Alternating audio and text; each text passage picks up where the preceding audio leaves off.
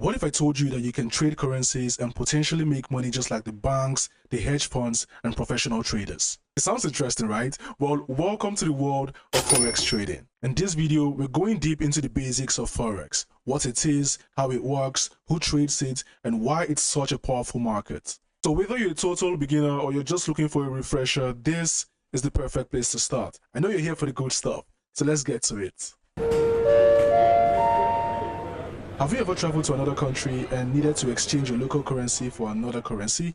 By doing that, you've already participated in the foreign exchange market, even if you didn't realize it. According to the research from the Bank of International Settlements, which functions as the global bank for national central banks, the daily forex trading volume hit $6.6 trillion in 2019. This shows us that the global foreign exchange market sees daily transactions of at least $6.6 trillion and is still expanding. So what exactly is this Forex and what is involved in this $7 trillion estimated market?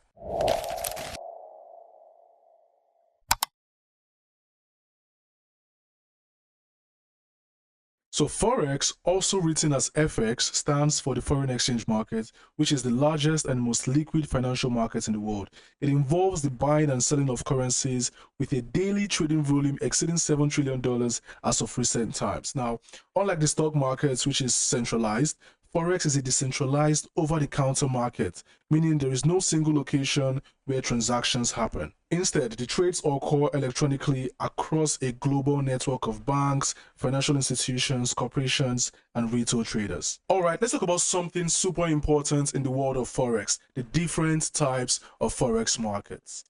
There are three main types: the spot market, the forward market, and the futures market. Now, I know this sounds like a lot, but don't worry, I'll break it down so that it's easy for you to understand, even if you're completely new. So we're going to start with the spot market, where it all happens now. Now, imagine you walk into a store, pick up a bottle of water, pay for it, and walk out with it. That's what the spot market is like, but for currencies. It's a real-time market where currencies are bought and sold instantly at the current exchange rate. It's also known as the spot price. The current exchange rate is also known as the spot price. So if I want to buy a pair, like let's say Euro USD right now, at the price it's trading at, that is a spot trade. So why is it called the spot market? Because the deal happens on the spot. It's as simple as that. Now, usually delivery happens, within 2 business days, but the trade is locked in immediately. Now, what if you don't want to exchange currencies right now, but you want to lock in a rate for a deal that's happening in the future? That's where the forward market comes in. It's like saying, let's agree to, exchange currencies in 30 days at a fixed rate, no matter what happens to the market by then. And then we have the futures markets. Now, future contracts are a lot like forward contracts, but there's one big difference. Futures are standardized and traded on public exchanges. So instead of you and I making a private deal, we both go to a marketplace like the CME, or the Intercontinental Exchange, which is ICE, and trade future contracts that have already, that already have specific terms that are set for them. Now, these contracts can say buy or sell X amount of this currency at Y price on Z date in the future. It's simple, it's structured, and regulated. So now you understand the three types of Forex markets: the spot, the forward, and the futures. Each of them plays a different role, but together they make the Forex market one of the most powerful financial engines in the world. So how does Forex trading work? Forex operates on a pair-based trading system because, unlike stocks where you buy shares in a company, Forex trading means exchanging one currency for another. Every trade involves a currency pair where one currency is bought while another one is sold simultaneously. So when you're trading Forex, you're buying one currency and selling another currency. The goal is to profit from the change in price between the two currencies, which we also call exchange rate. Now, unlike a bank where you physically exchange currency, online Forex trading is done through contracts that mirror price movements. So there's no physical exchange of money, it's all digital. Also, Forex allows you to control large amounts of money with a smaller deposit thanks to leverage, but we'll explain that in part 2 of the Forex 101 course. For now, I want to explain to you guys how this exchange works in 2 different currencies. So let's go. So pay attention to this example. We have a pair called Euro USD. In part 2 of the Forex 101 course, we'll go deep into currency pairs and you understand that better, but this is just a basic introduction. Pay attention to it so you can understand better when we go deep into the currency pairs in part 2. Now we have a pair, Euro and USD, coming together to make a currency pair. We have two currencies coming together to make a currency pair, which means you're trading the Euro against the dollar. Now, if you buy this pair, you're trading or expecting that the Euro would get stronger than the dollar. If you sell this pair, you're expecting the dollar to rise and the Euro to fall.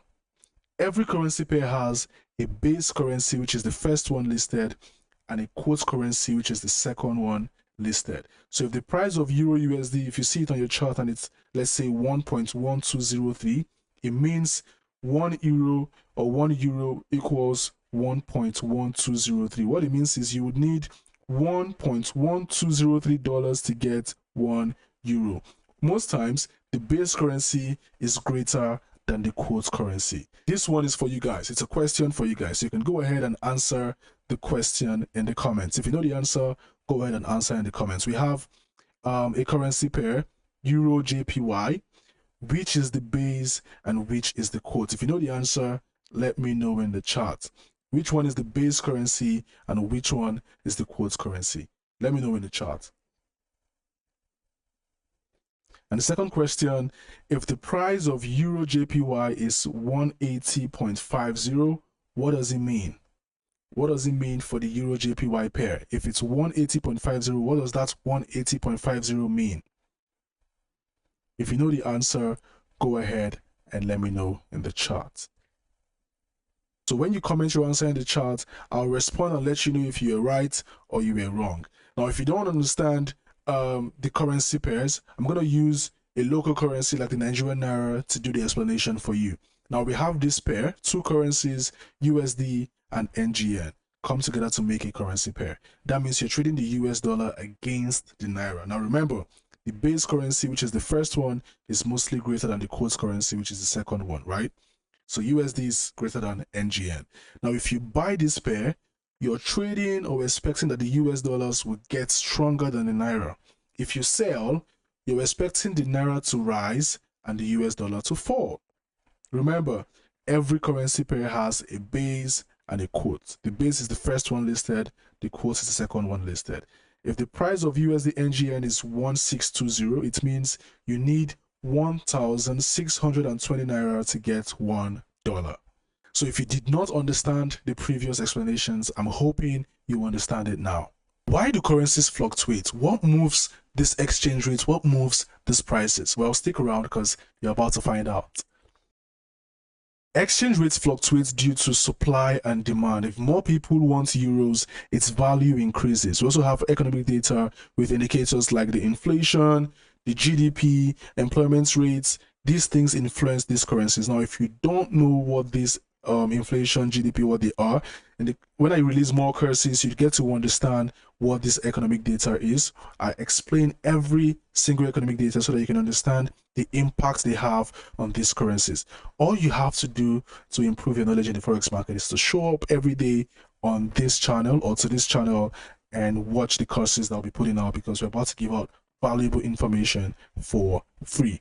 Interest rates as well. Higher interest rates often attract foreign investors. You know, when the interest rates are high, a lot of foreign investors would want to invest to capitalize on that increase in the interest rate. They want to invest so that they can make some profit from that increase in the interest rate, and this increases the demand for that currency. We have geopolitical events as well, the trade wars, political instability, and economic policies. These things can also impact the exchange rate and cause these currencies to fluctuate. Let's get to the next thing, which is going to be who trades Forex. From central banks managing national currencies to billion-dollar hedge funds to retail traders like you and me, everyone participates in this business. Forex is no longer reserved for the elite. Technology has made it accessible to anyone that's willing to learn. That's why you're here, and trust me, you're in the right place. Forex is traded by central banks, commercial banks, hedge funds, institutional investors like the pension funds, the mutual funds, retail traders like you and me. With online brokers, anyone can access the Forex market and trade from anywhere in the world with no financial degree needed. Now, in chapter 2 and part 2 of this Forex 101 course, we'll get to talk to you about Forex brokers, what to look out for when choosing them, and exactly how you can get your trading account. So these are the major participants in the forex market. We've got the central bank and the governments, like the U.S. Federal Reserve, the European Central Bank, which is the ECB.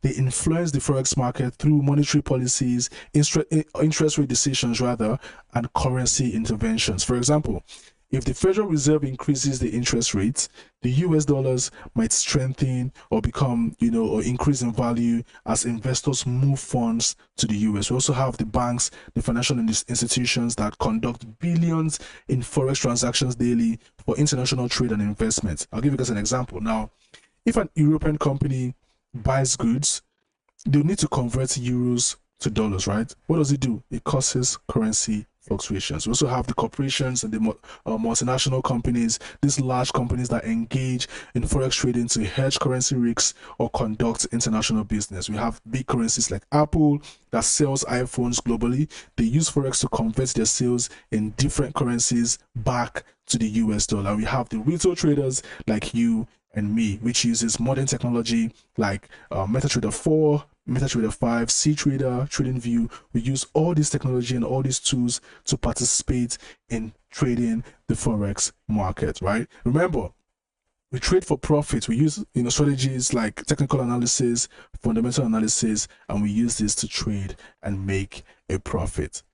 As you further your trading career and embark on a journey to becoming a profitable trader, you're going to come across some, Forex articles or some business news and business reports. Now, it's important to understand the terms or terminologies used in these reports, the short abbreviations, the slangs, so that you don't get confused while you're reading or watching these economic reports. So right about now, I'll go ahead and show you exactly the terminologies that we use in the Forex market, so you can also feel like a pro or a guru where you're, around financial analysts and investors. Are you ready?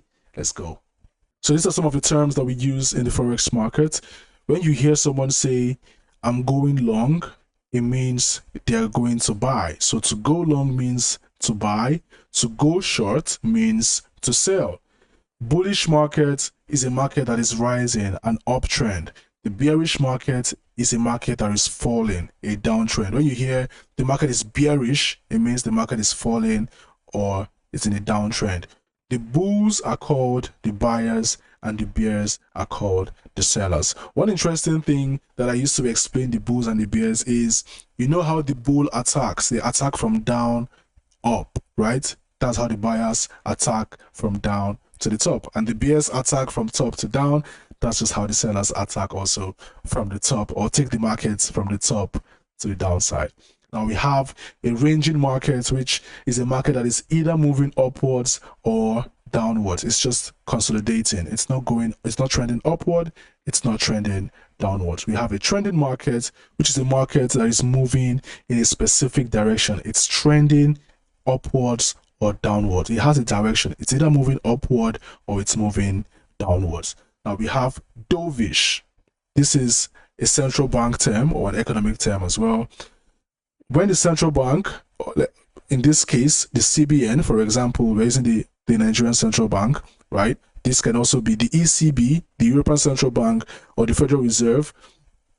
They can also be dovish or hawkish, right? So when the central bank supports reducing the interest rates to promote economic growth and jobs, it means that the market is dovish.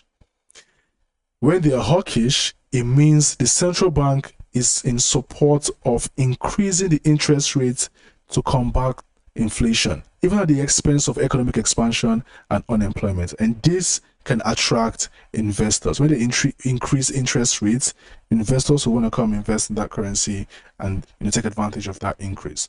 Now we have another term which is called swap.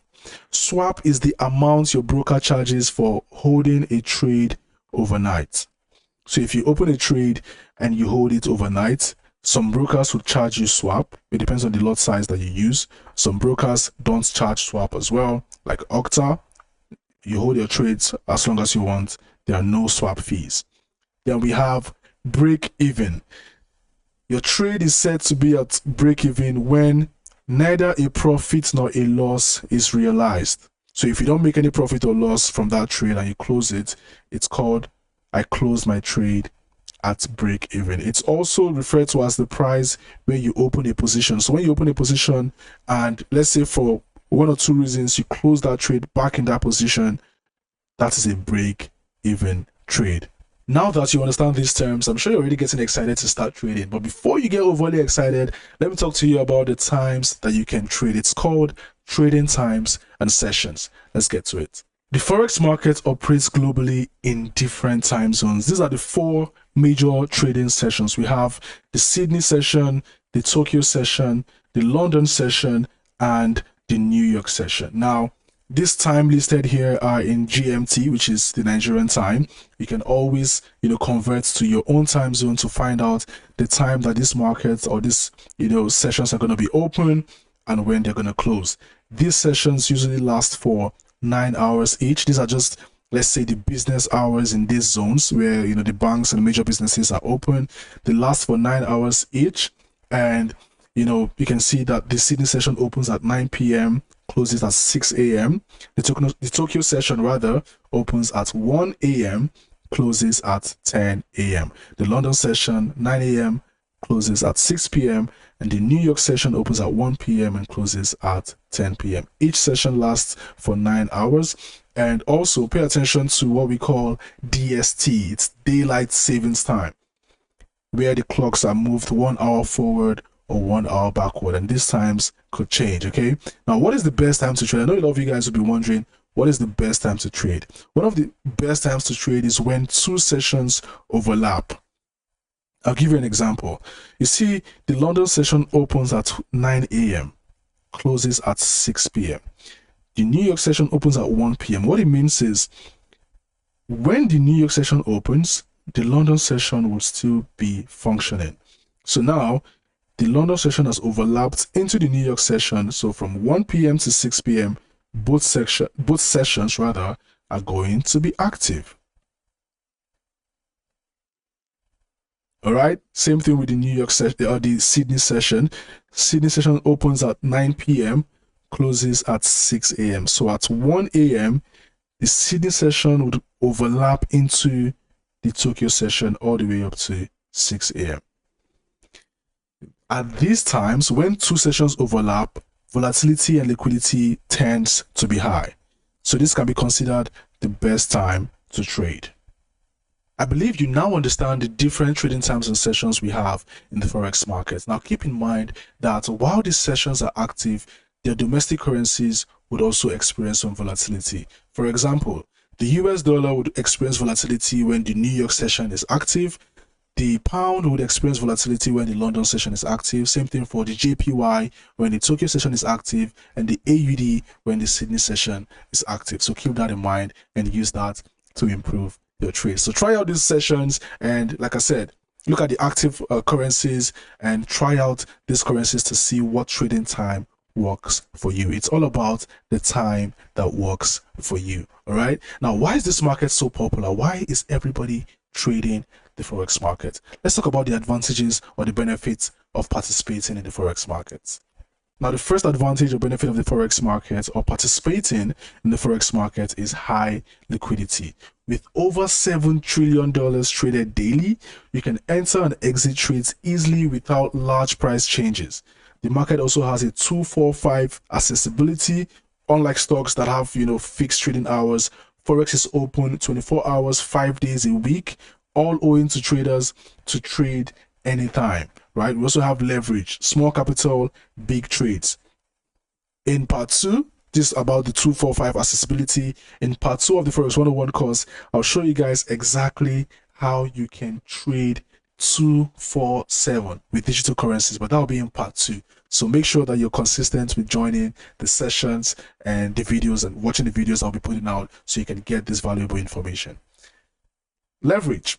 Number 3, brokers can provide leverage, that gives you control over large positions with a small capital. For example, if you use a 1-to-100 leverage for a $1,000 deposit, you can control $100,000 worth of trades. Now, what your broker is going to do is your broker is going to take your $1,000 and multiply it by 100, giving you $100,000 worth of buying power. Like I said, guys, in chapter 2 or in part 2 of the Forex 101 course, I'll be giving you insights and helping you understand exactly how this things work, the leverage, the currency pairs, all that. So make sure you're back here on this channel for part 2, and make sure you're subscribed so you don't miss out the notifications and you get to know when we launch part 2. Low transaction cost. Forex has low spreads and commissions compared to stocks or futures markets. And finally, high volatility and profit potential. These price movements mean potential profit opportunities, but also risk. And that's why it's important to join and subscribe to this channel, because we'll be releasing risk management videos and psychology videos that can help you manage your risk over time, ensuring that you're a consistently profitable trader. All right, so hit that subscribe button and make sure that you also turn on the bell notifications so you don't miss the new videos we'll be releasing. There are a lot more advantages or benefits of trading the financial markets, including personal development. And that's why this channel exists. Not just to help you become a profitable trader, but also a better person. So make sure that you're subscribed. Make sure that the bell notification or the bell mark is turned on so you don't miss out on new episodes and new courses that will be launching. Let me be real with you. Forex trading is not a get-rich-quick scheme. It takes knowledge, confidence, discipline, and emotional control. But the good news is that's why we've created this channel. This channel has been created to help you master the skills that you need to become a consistently profitable trader, so you don't have to do it alone. So now you know what Forex is and how it works. If you found this video valuable, imagine what you would learn when we get into part 2 and other courses that would launch. So make sure that you're subscribed and your notifications are turned on. In the next session or the next part, we'll be talking about the hierarchy of market participants, understanding currency pairs in detail, the bid and ask prices, spread, lot size, pips and points, leverage and margin, and types of trading orders. Welcome to the start of a trading journey. Let's grow, let's trade, and let's win.